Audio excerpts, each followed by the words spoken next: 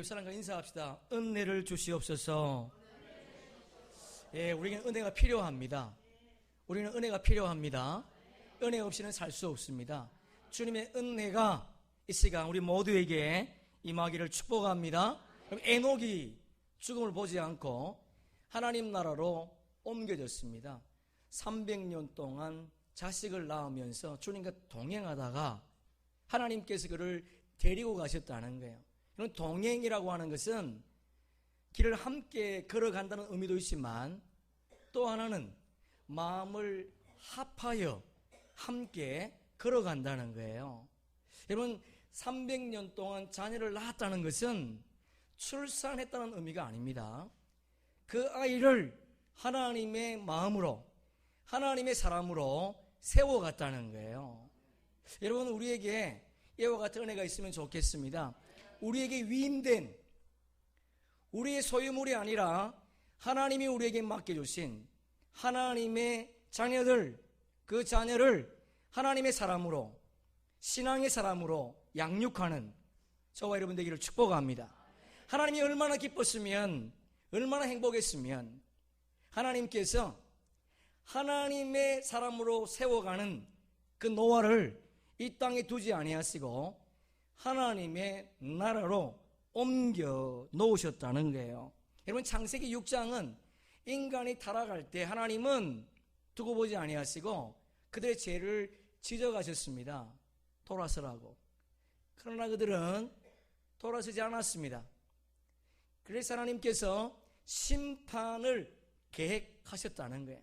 여러분, 성경에 두 번의 심판이 있다고 말씀드리지 않습니까? 한 번은 물심판이고요. 우리는 이것은 지나간 역사죠. 노아 시대 때 물심판이 있었습니다. 그리고 또 한 번의 심판이 있을 겁니다. 우리가 알고 있는 것처럼 예수님께서 이 땅에 오실 때 불심판이 이루어질 거라는 거예요. 그런데 성경은 뭐라고 말하는가? 우리 마태복음 함께 읽습니다. 노아의 때와 같이 인자의 임함도 그러하리라. 여러분, 가슴에 새기면 좋겠습니다.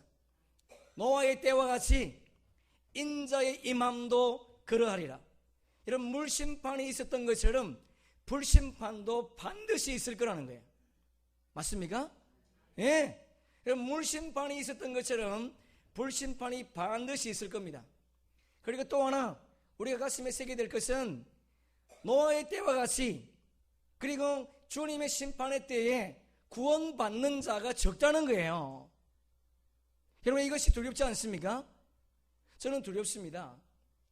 여러분, 예수님께서도 내가 이 땅에 다시 올 때 믿음을 지키고 있는 자를 보겠느냐, 주님 그렇게 말씀하셨거든요.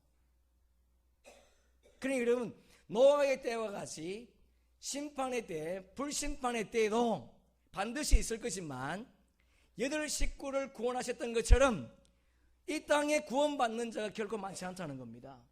여러분, 이런 심각성을 우리가 다시 한번 생각하면서 내가 바르게 주님을 섬겨야 되겠다, 그렇게 결단할 수 있기를 축복합니다.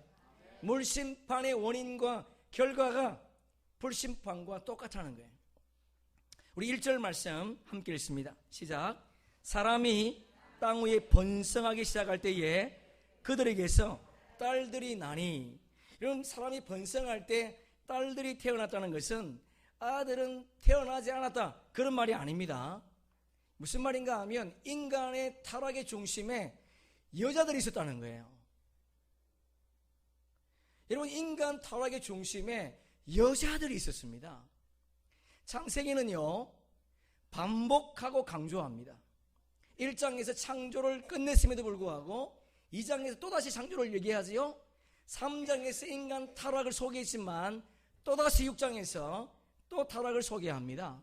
여러분, 6장에서 여인의 타락으로 말미암아 이 세상에 죄가 들어왔다는 거예요. 창세기 3장에 보니까 남자가 범죄한 게 아니었습니다. 여자가 범죄했습니다. 하나님께서 선악과 따먹지 말라 그렇게 말했는데 여자가 선악과를 따먹고 그리고 남자에게 줬다는 거예요. 창세기 6장은 여자의 타락을 강조하고 있어요. 그렇다면 여러분, 인류 역사의 이 혼돈스러운 이 세상이 누구 때문일까요? 예, 맞습니다, 여러분. 제가 결혼하기 전에는 이 말씀이 이해가 되지 않았는데 결혼하고 나니까 이해가 되더라고요. 여러분, 성경에 지혜서가 있습니다. 지혜서는 잠언서죠. 여러분, 잠언서에 보면 잠언서의 결론이 여자로 끝이 납니다.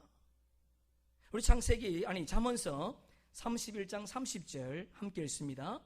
고운 것도 거짓되고 아름다운 것도 헛되나 오직 여호와를 경외하는 여자는 칭찬을 받을 것이요. 여기 보면요, 좀 재밌죠? 문장이 고운 것은 고운 것이잖아요. 근데 고운 것도 거짓되답니다. 이런 아름다운 것은 아름답지 않습니까? 근데 아름다운 것이 뭐요? 헛되답니다. 무슨 말이죠? 영원히 고운 것도 없고 영원히 아름다운 것이 없다는 거예요. 이 세상에 우리가 보기에 아름다운 것 같고 우리가 보기에 고운 것 같지만 이 세상 것은요, 아무것도 아름다운 것도 없고 고운 것도 없습니다. 여러분, 이것을 깨달은 여인은 어떻게 산다고요? 여호와를 경외한다는 거예요.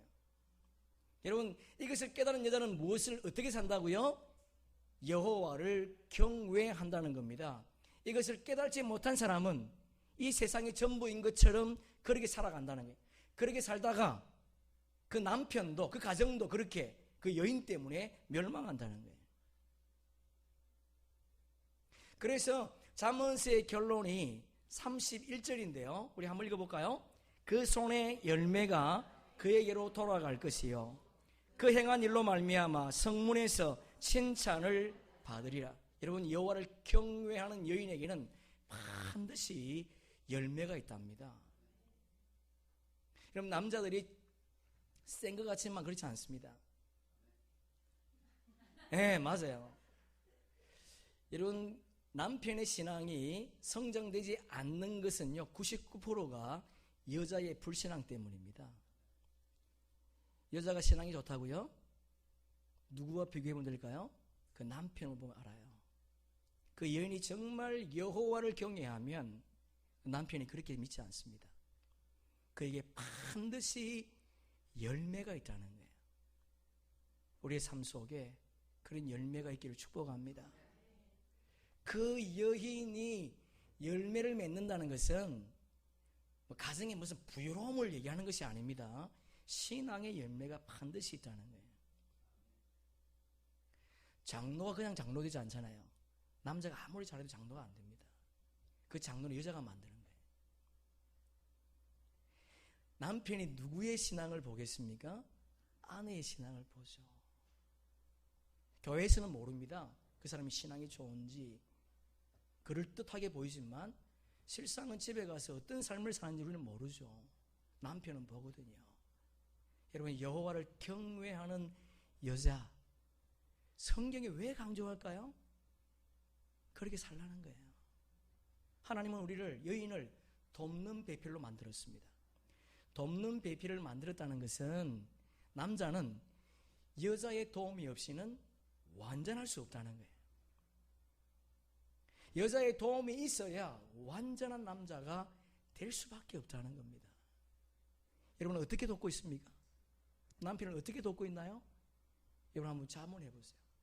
성경은 오늘 우리에게 그것을 얘기해 주고 있습니다. 성문에서 칭찬을 받을 것이라. 여러분, 구약 성경의 성문은요, 두 가지 일이 있었습니다. 성문에서 많은 사람들이 모이는 장소예요. 두 번째 성문은 재판하는 법정입니다. 그러니까 여러분, 여기에서 성문이라고 얘기하는 것은요, 두 가지 의미가 있는 거예요. 첫째, 성문에서 칭찬을 받았다는 것은 공개적으로 많은 사람들 앞에서 칭찬을 받았다는 겁니다.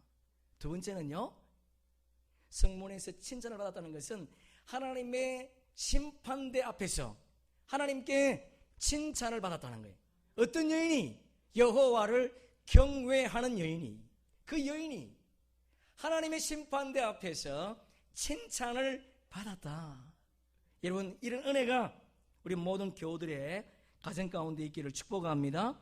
그래서 솔로몬은 잠언서에서 슬기로운 아내, 지혜로운 아내는 하나님의 선물이라 그렇게 말합니다. 여러분, 잠언서 19장 4절 스크린 보면서 이거 보고 하세요. 네, 보면서 한번 함께 읽습니다. 시작. 집과 재물은 조상에게서 상속하거니와 슬기로운 아내는 여호와께로 말미암느니라. 여러분, 이스라엘 역사가 역대 상하에서 끝이 납니다. 이스라엘 역사를 끝을 내면서 성경 저자는요, 남자를 소개하지 않습니다. 그 왕이 누구에게 영향을 받았는가? 엄마로부터 영향을 받았다는 거예요. 그 엄마가 누군데 그 왕은 선하더라. 그 엄마는 누군데 그 왕은 악하더라. 성경이 역사서를 끝내면서 창세기부터 역사가 끝나는 그 시간까지 여인의 중요성을 강조하고 있다는 거 여러분 기억하시고, 내가 바로 서면 우리의 가정은 바로 설 수 있다는 것을 믿으면서 주님을 경외하는 주의 백성 되기를 축복합니다. 언제 그러면 세상이 타락했을까요? 1절에 보니까 번성하기 시작할 때 그렇게 되어 있습니다. 번성하기 시작할 때, 번성하지 않을 때는 타락하지 않았습니다. 번성해지니까 타락했다는 거예요. 이 번성한 단어를 보니까 숫자가 많다, 크다, 증가하다 그런 말이거든요. 여러분, 이스라엘의 초대 왕은 우리가 잘 알고 있는 사울 왕입니다. 여러분, 사울 왕, 그가 어떤 사람인가? 여러분, 초대 왕이 되었다는 것은 개인적으로도 의미가 있지 않습니까? 가문에도 영광이지 않습니까? 초대 왕이라는 거, 가문적으로도 그리고 개인적으로도 영광이 있는 그 자리인데, 하나님이 사울을 이스라엘 왕으로 세웠다는 거예요. 그냥 세웠겠습니까? 그렇지 않습니다. 자, 우리 한번 성경을 사무엘상 함께 읽습니다. 기스에게 아들이 있으니 그의 이름은 사울이요 준수한 소년이라. 이스라엘 자손 중에 그보다 더 준수한 자가 없고 키는 모든 백성보다 어깨 위만큼 더 크더라. 준수한 소년, 그러니까 이스라엘 땅, 사울이 왕이 되었을 때에 그 당시에 사울보다 준수한 사람이 없었다는 거예요. 그리고 어깨 위가 더하더라. 키도 컸답니다. 외형적으로도 내적으로 아주 준수한 사람이었습니다. 이 정도면 왕이 될 수 있는 모든 자질을 갖추지 않았습니까? 사무엘이 기도하고 있는데 한날 하나님께서 내일 이맘때에 기스의 아들 사울이 올 텐데 그에게 기름을 부어서 이스라엘 왕으로 세우랍니다. 그 소식을 듣고 사무엘이 기다리는데 진짜 누가 왔죠? 사울이 온 거예요. 그 사울에게 하나님께서 당신을 이스라엘의 왕으로 세우기를 원합니다. 그렇게 말할 때 사울이 그럼요, 당연하지요, 제가 이스라엘의 초대왕이 되어지요, 이렇게 말하지 않습니다. 어떻게 반응하는가? 우리 9장 21절 함께 읽습니다. 사울이 대답하여 이르되 나는 이스라엘 지파의 가장 작은 지파 베냐민 사람이 아니니까, 또 나의 가족은 베냐민 지파 모든 자손 중에 가장 미약하지 아니하나이까 당신이 어찌하여 내게 이같이 말씀하시니까. 이 무슨 말이죠? 저는 가장 작은 아이라는 거예요. 저는 이스라엘의 왕이 될 수 없다는 겁니다. 여러분, 이스라엘에서 가장 준수한 사람이고 그 당대에 가장 탁월한 사람이었습니다. 그런데도 불구하고 그는 스스로 자신을 낮췄습니다. 하나님께서 그를 기름 부어서 이스라엘 왕으로 세운 줄로 믿습니다. 여러분, 사울이 이스라엘 왕이 되었습니다. 이스라엘 왕이 되었을 때에 나라가 커졌습니다. 그의 군대력도 확장되었습니다. 국력도 증가되었습니다. 사울의 위치가 하늘 높은 줄 모르고 올라갔습니다. 여러분, 그때 사울이 하나님을 의지하지 않습니다. 약한 자로 시작했는데 높은 자가 되었습니다.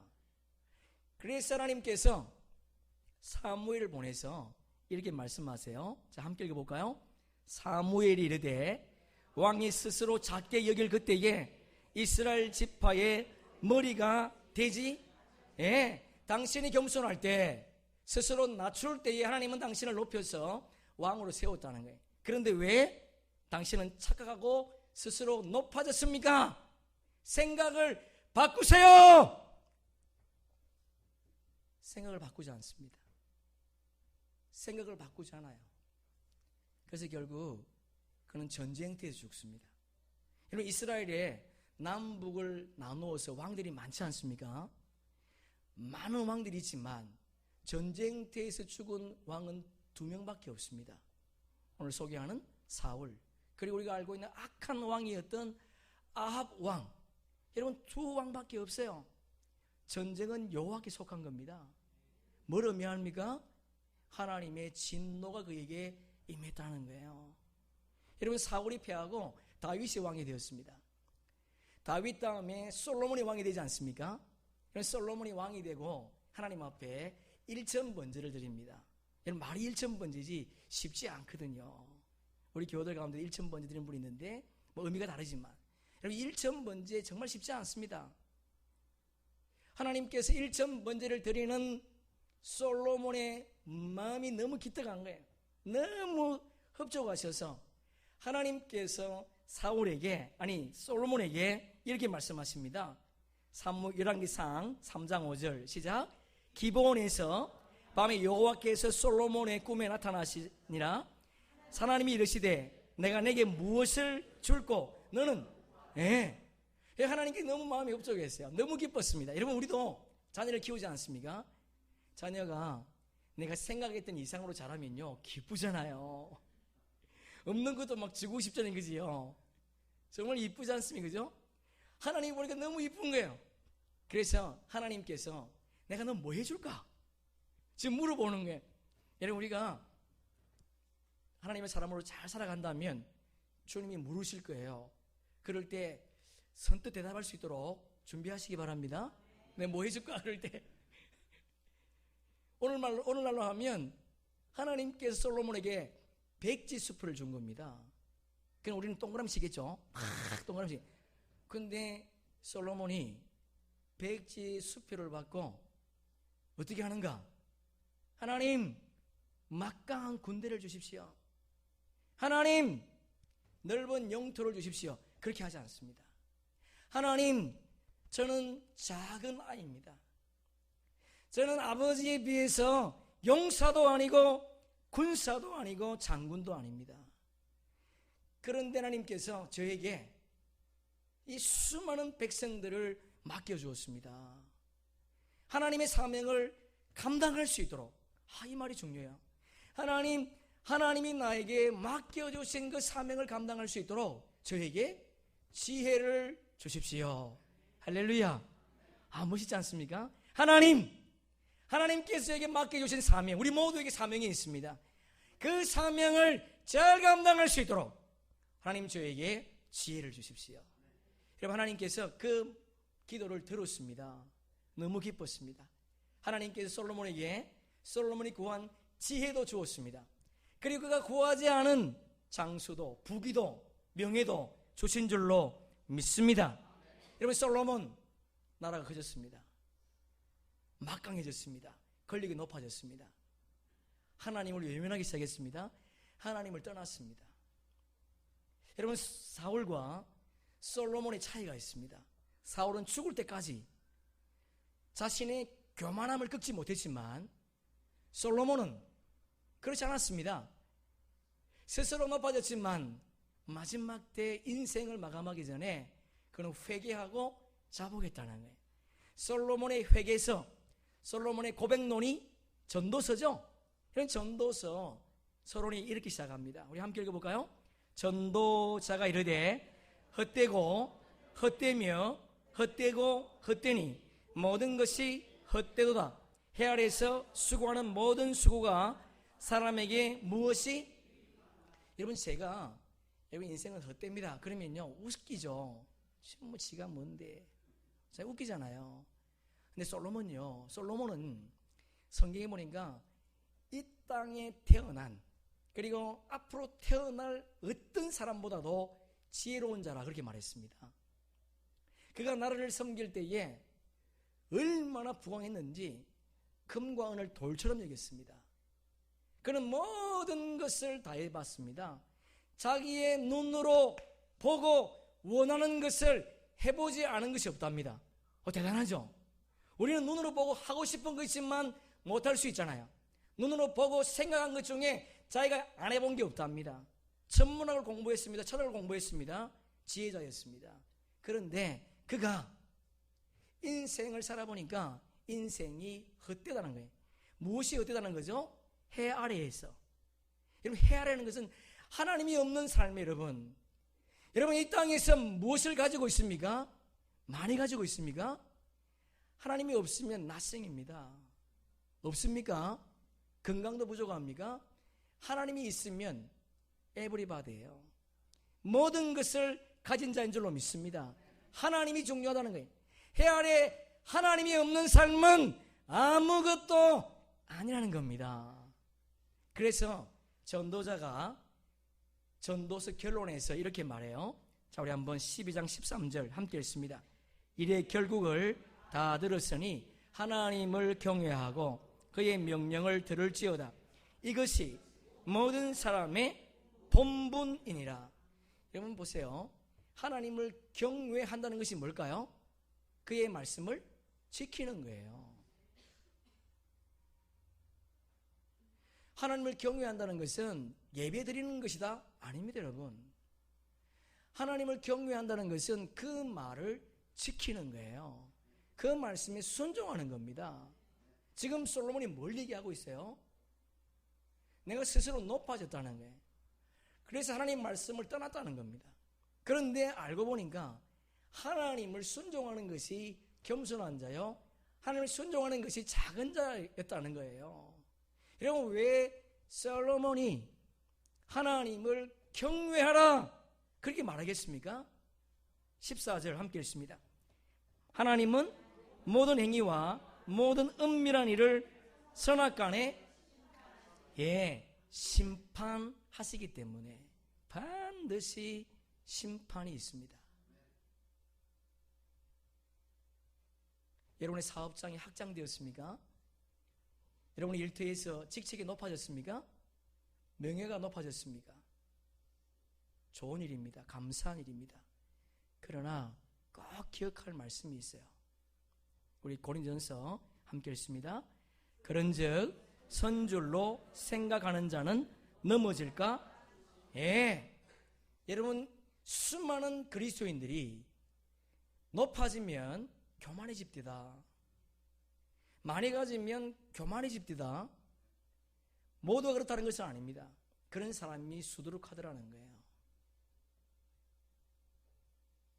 여러분, 우리의 삶 속에 사업장이 확장되는 거, 우리의 직책이 높아지는 거, 영향력이 더해지는 거, 재물이 많아지는 거 좋은 일입니다. 감사한 일입니다. 그러나 여러분, 하나님 앞에 겸손한 자가 되기를 축복합니다.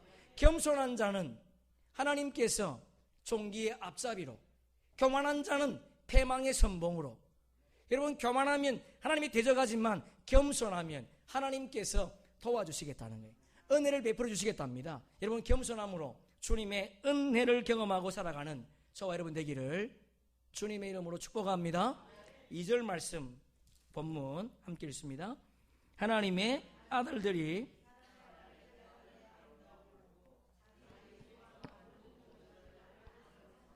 보고 주시고요. 또 5절을 읽습니다. 5절 시작. 여호와께서 사람의 죄악이 세상에 가득함과 그의 마음으로 생각하는 모든 계획이 항상 악할 뿐임을 보시고 줄칠까요? 보시고.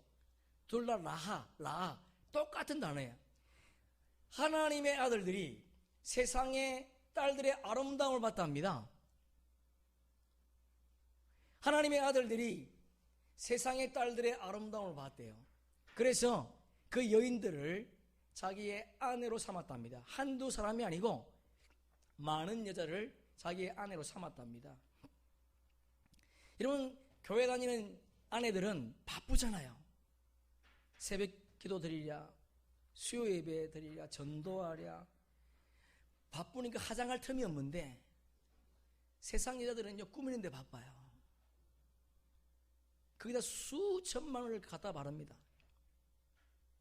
그러니까 하나님의 아들들이 세상의 딸들을 보니까 자기와 살고 있는 여자가 다르거든요.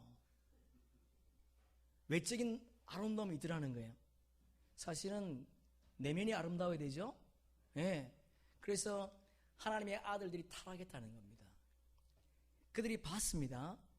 그런데 하나님도 보시더라는 거예요. 하나님은 뭘 보셨죠?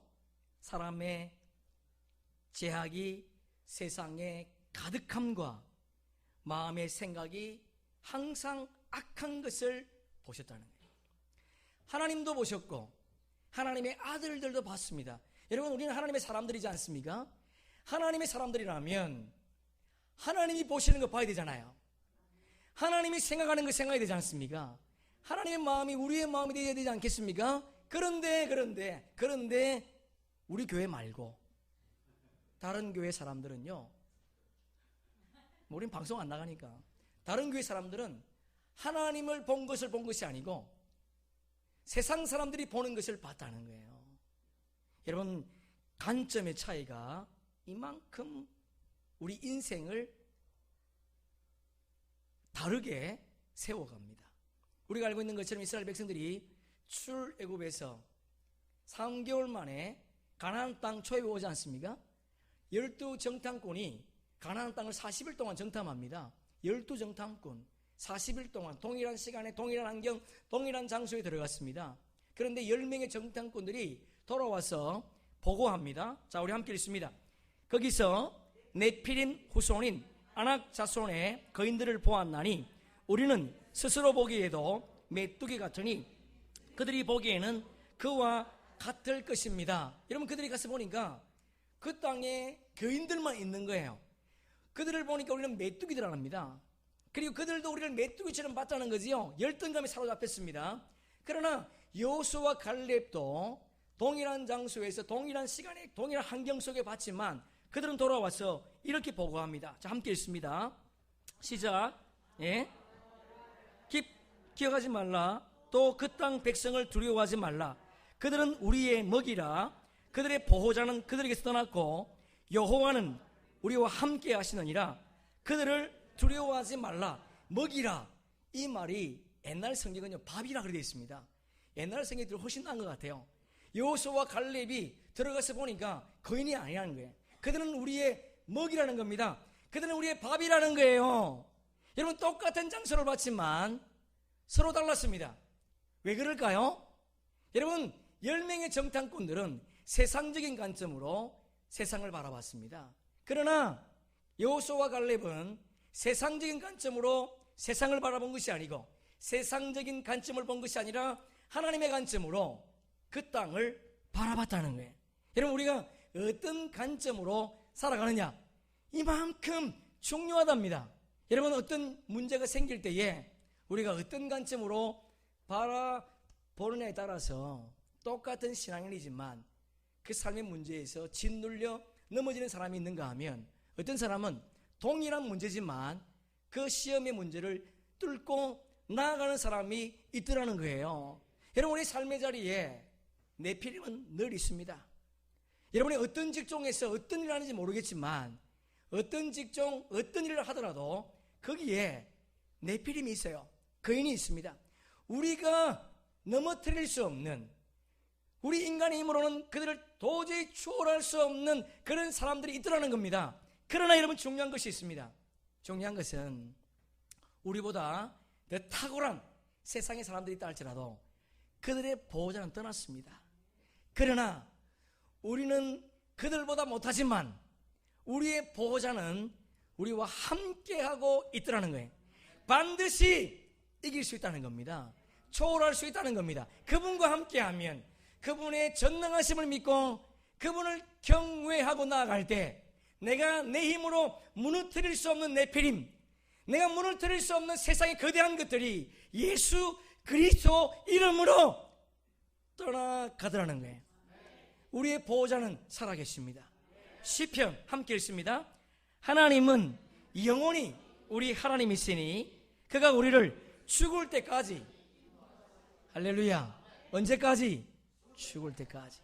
죽으면 천국이에요. 예, 여러분, 우리가 이 땅을 마감할 때까지 주님은 우리와 함께 하십니다. 그러니 여러분, 무엇을 먹을까, 어떻게 살까, 어떻게 양육할, 신경 쓰지 마세요. 중요한 것은 내가 지금 여호와를 경외하고 있는가, 내가 지금 문제를 바라보면서 세상적인 관점이 아니라 하나님의 관점으로 그 문제를 바라보고 있는가, 그것을 점검할 수 있기를 주의 이름으로 축복합니다. 거대한 레피림, 거대한 거인들 우리 앞에 있습니다. 우리 힘으로는 그들을 이길 수가 없습니다. 그러나 그들의 보호자는 떠났어요. 전능하신 그분이 우리 보호자가 되셔서 우리가 죽을 때까지 인도하시겠다, 함께 하겠답니다. 이것을 믿을 수 있기를 주의 이름으로 축복합니다. 우리 6절 말씀 함께 읽습니다. 땅 위에 사람 지으셨음을 한탄하사 마음에 근심하시고, 이 한탄 줄 한번 쳐볼까요? 나함이라는 단어인데요, 후회하셨다 그런 말이에요. 후회하셨다. 하나님이 후회하십니까? 하나님이 후회하십니까? 하나님은 전능하신 분이세요. 여러분, 하나님이 후회하신다 보니 그분 믿을 필요 없습니다. 여기에서 그냥 가야 돼요. 우리 민수기 함께 읽습니다. 하나님은 사람이 아니시니 거짓말을 하지 않으시고 인생이 아니시니 후회함이 없으시도다. 하나님은 후회하지 않습니다. 그런데 왜 이런 단어를 썼을까? 그래서 어떤 사람들이 예수 믿으세요 그러면, 야, 하나님 후회하신대, 한탄하신대, 그러게 말고 왜 하나님 후회하실까? 이렇게 말하면 안 된다는 거예요. 이건 좀 우리가 좀 어려운 표현이지만 신학적으로 신인 동형 동성적 표현입니다. 이제 스크린에서 띄워놨는데, 신이라는 것은 하나님이죠. 인은 인간이에요. 그리고 동은 같은 동자입니다. 그리고 형은요 같은 형상이에요. 그리고 동성이라는 것은 같은 감정, 같은 생각, 그런 말이에요. 이게 무슨 말인가 하면, 하나님의 마음을 인간들이 이해할 수 없으니까 하나님의 마음을 인간의 언어로 표현했다는 거예요. 무슨 말인지 알겠습니까?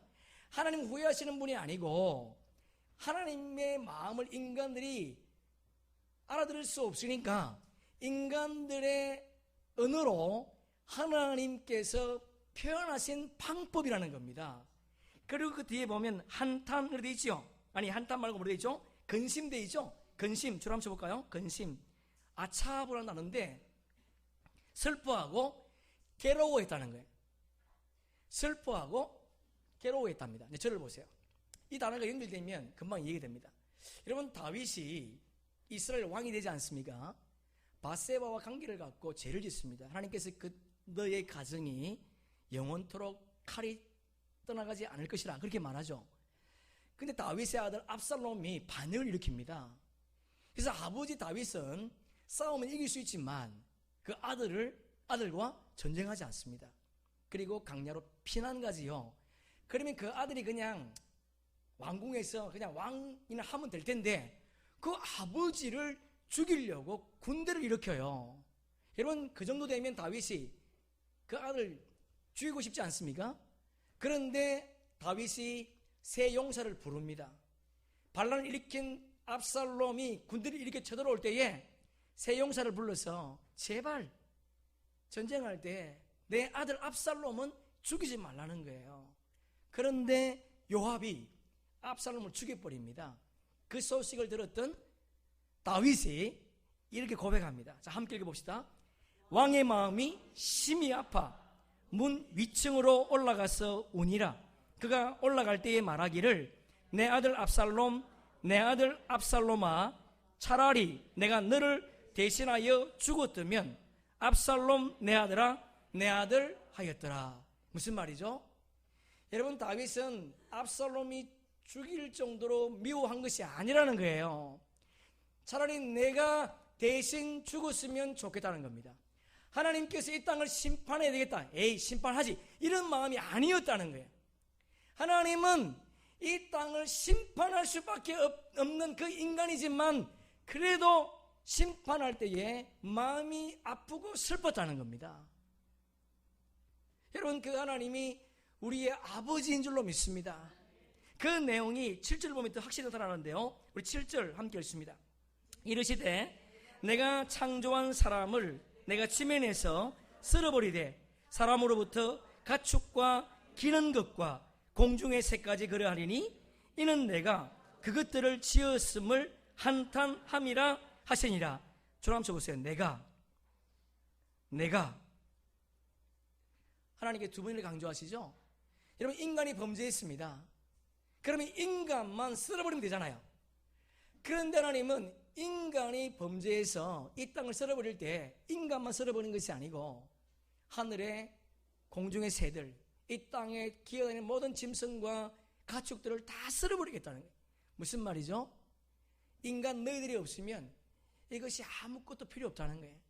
너희들 때문에 이것이 필요하다는 겁니다. 너희들 때문에 이것이 소용있다는 거지요. 하나님의 무슨 마음? 우리를 향한 지극한 사랑이 느끼지 않습니까? 인간이 범죄했음에도 불구하고 하나님은 인간만 쓸어버린 것이 아니고 인간이 범죄했을 때에 이 땅에 있는 모든 생물이 있는 것을 쓸어버리겠답니다. 너희들이 없으면 이것은 무용지물이라는 거예요. 하나님은 그렇게 우리를 사랑하십니다. 세상의 그 누구보다도 저와 여러분을 사랑하시는 분은 예수님밖에 없어요. 그분이 오늘도 우리에게 요구하십니다. 그분이 오늘도 우리에게 돌아서기를, 그분이 오늘도 우리에게 주님을 경외하며 주의 사람으로 살기를 주님이 원하신다는 거예요. 세상의 모든 사람들이 타락했습니다. 모든 인간이 예수를 떠났습니다. 그런데 8절에 보니까 그러나 너와는 여호와께 은혜를 입었더라. 할렐루야. 그러나 감동되지 않습니까? 여러분, 저와 여러분이 이 시대에 노아가 되기를 축복합니다. 하나님은 오늘도 사람을 통해서 일하시는 줄로 믿습니다.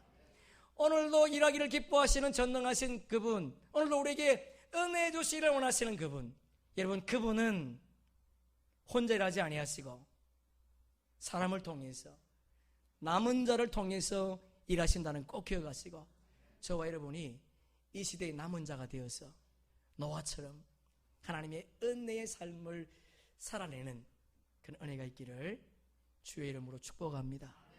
말씀을 정리합니다. 여러분, 성경은, 창세기는 강조하고 반복합니다. 반복한 것을 강조합니다. 여러분, 하나님은 오늘도 끊임없이 여인의 중요함을, 아내의 중요함을 우리에게 말씀해 주고 있습니다. 여인을 돕는 배필로 만드셨습니다. 돕는 배필. 남자는 여자의 도움이 없이는 완전할 수 없다는 거예요. 여러분의 신앙을 무엇으로 드러낼 수 있겠습니까? 성경이 말하고 있죠. 여인이여 여호와를 경외하느냐? 그러면 반드시 열매가 있을 것이다. 너의 남편도 너의 아내도 너의 신앙을 본받을 것이다. 주님 말씀하고 있습니다. 오늘 여러분 자신 한번 돌아보세요. 내가 정말 예수를 잘 믿고 있는지, 내가 정말 가정에서도 여호와를 경외하며 남편을 섬기고 있는지 다시 한번 돌아봅시다. 돕는 배필로 하나님이 여자에게 엄청난 특권을 주었습니다. 특권은 의무입니다. 특권은 책임이 있습니다. 여러분의 자녀 그리고 믿음의 이세를 바르게 세워갈 때 주님은 기뻐하신다는 거 여러분 기억하시고 그분을 경외하는 은혜가 있기를 축복합니다. 여러분의 사업장이 확장되었습니까? 일터의 직책이 높아졌습니까? 영향력이 높아졌습니까? 좋은 일입니다. 축하할 일입니다. 그러나 선자는 넘어질까 조심하라. 주님 말씀하셨으니까요. 겸손합시다. 겸손은 종기의 길잡이요 교만은 패망의 선봉이라 주님 우리에게 말씀하십니다. 겸손함으로 이 땅의 삶을 살아서 은혜를 주님 오실 때까지 누리며 지속하기를 소망합니다. 이 땅에 어떤 문제가 생기든 여러분, 내가 하나님의 관점으로 바라보면 반드시 이길 수 있습니다. 우리보다 탁월한 사람들이 많습니다. 거대한 거인들이 많습니다. 레필림이 많습니다. 그러나 그들의 보호자는 떠났습니다. 우리의 보호자는 우리와 함께하고 있다는 거 여러분 꼭 기억하시고, 여러분 주님을 의지하며 여러분의 삶의 현장에서 영향력 있는 거대한 골리앗을 물리치는 믿음의 사람 되기를 주의 이름으로 축복합니다. 세상의 모든 사람들이 타락했지만 노아 한 사람 하나님의 은혜를 입고 살더라고요. 여러분, 은혜, 보편적인 은혜도 있지만 더 큰 은혜도 있습니다.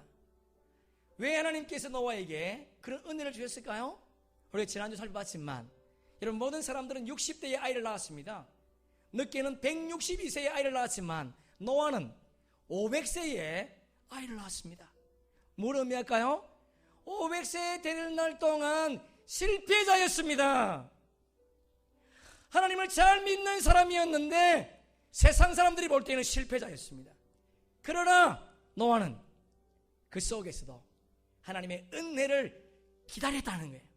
여러분, 저와 여러분의 삶 속에 사람들이 볼 때는 실패지만 하나님이 볼 때는 실패가 아니라 그 삶을 통해 우리를 이 땅에 믿음의 두 번째 시조로 세우고자 하시는 하나님의 뜻이 있다는 기억하시고, 그 고난 속에도 믿음으로 승리하는 저와 여러분 되기를 축복합니다. 아멘. 우리 찬양 잠깐 나오시고요. 우리 성경 한 장 찾습니다. 창세기 5장 32절. 창세기 5장 32절.